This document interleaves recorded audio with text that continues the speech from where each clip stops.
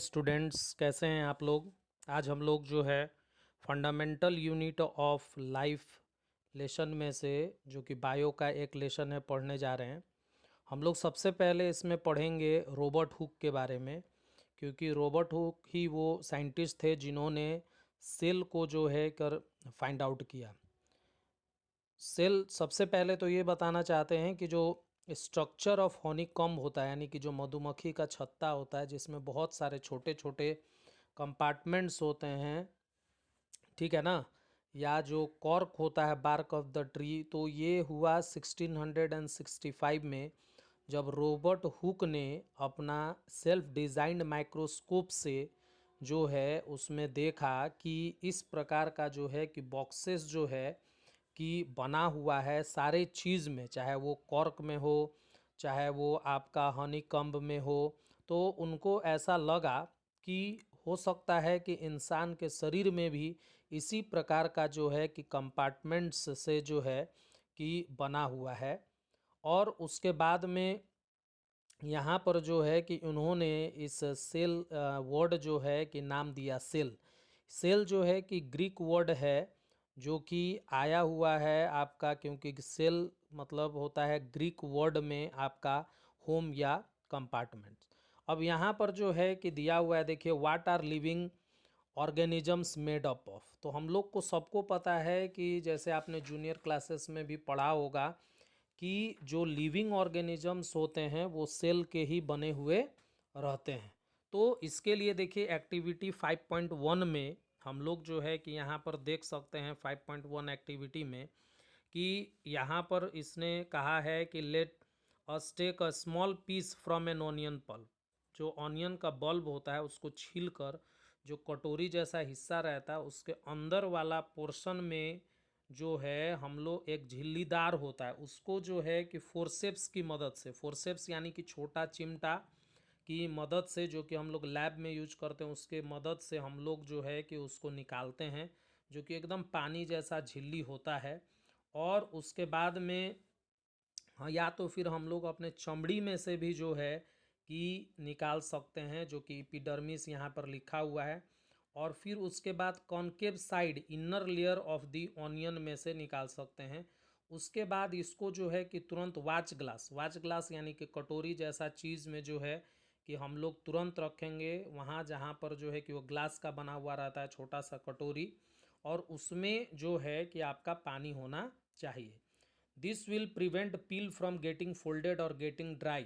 तो जब हम इसको पानी में रखते हैं तो या तो फिर पील जो होता है बहुत ही मुलायम होता है, ये जो है कि ड्राई हो सकता है या फिर फोल्डेड हो सकता है, तो उसको स्ट्रेट और मॉइस्ट रखने के लिए हम लोग ऐसा करते हैं। उसके बाद में हम लोग ग्लास स्लाइड लाते हैं। ग्लास स्लाइड का मतलब क्या होता है? ग्लास स्लाइड का मतलब होता है जो हम लोग माइक्रोस्कोप के लिए जो है कि यूज़ करते हैं, जिसमें या खून जांच में भी देखते हैं, छोटा सा लंबा सा जो है कि कांच का टुकड़ा होता है रेक्टेंगुलर शेप का, उसमें जो है कि हम लोग जो है कि ट्रांसफ़र करते हैं ये स्मॉल पिल को, ठीक है, वाच ग्लास में से, और उसके बाद में जो perfectly flat on the slide, और वो स्लाइड में उसको परफेक्टली फ्लैट बना देते हैं पूरा, वो जो है कि फोल्डेड नहीं होना चाहिए। उसके बाद a thin camel hair paint brush might be necessary to help transfer the peel. तो ब्रश टाइप का जो चीज़ होता है हल्का लैब में जो यूज़ करते हैं उसको ट्रांसफ़र करने के लिए हम लोग उसमें जो है यूज कर सकते हैं।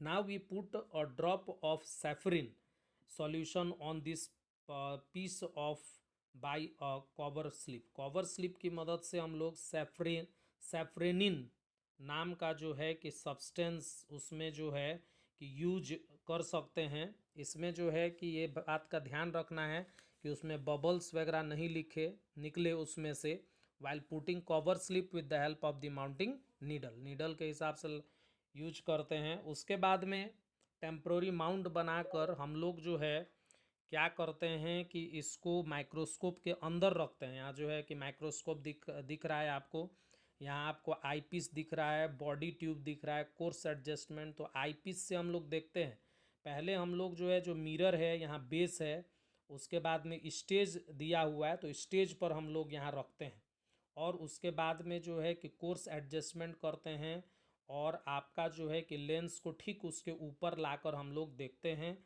तो यहाँ पर जो है हम लोग को इस प्रकार का अगर ऑनियन पील रहेगा तो ऑनियन पील का जो है कि इस प्रकार से जो है हम लोगों को दिखाई देगा, ठीक है ना।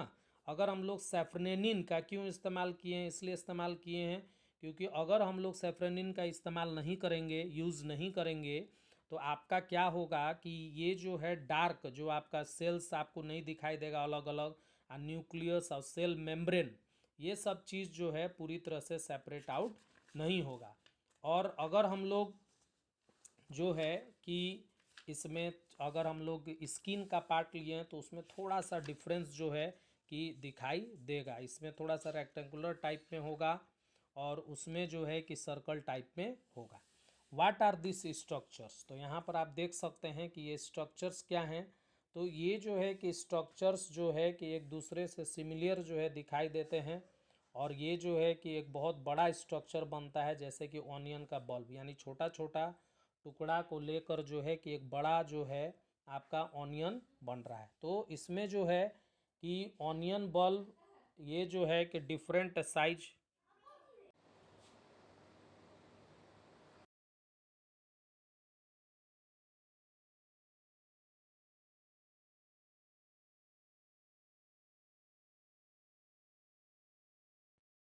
हम जैसे कि यहाँ पे देख सकते हैं मोर टू नो में cells were first discovered by Robert Hooke in 1665। जैसे कि हम लोग जान चुके हैं कि रॉबर्ट हुक ने ही जो है आपका डिस्कवर किया था सेल्स को 1665 में।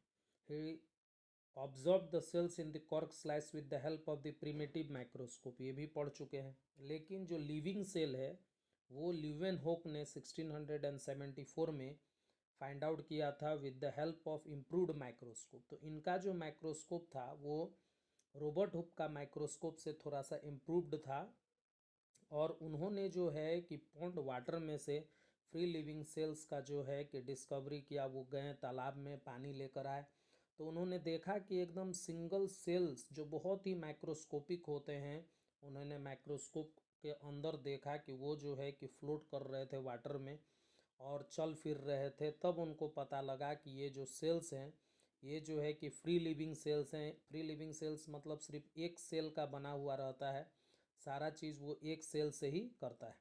उसके बाद में रॉबर्ट ब्राउन ने 1835 में न्यूक्लियस का डिस्कवरी किया, जो कि इम्पॉर्टेंट पार्ट होता है सेल में।